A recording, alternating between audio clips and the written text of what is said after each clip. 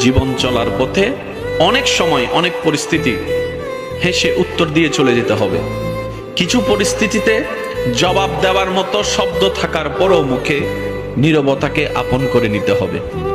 যদি আপনি প্রত্যেকটা জায়গায় উত্তর দিয়ে জিততে চান, আপনি বারবার হারার দিকে চলে যাবেন।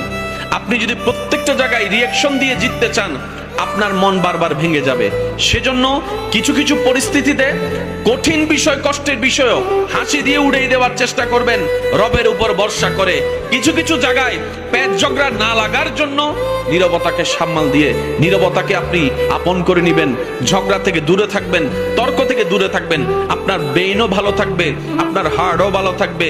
আপনি রবের সন্তুষ্টির জন্য যেই সব বিষয়ে ধৈর্যকে আপন করে নেবেন, একদিন না একদিন সেই বিষয়ে উত্তর আপনার আর মুখ দিয়ে দেওয়া লাগবে না।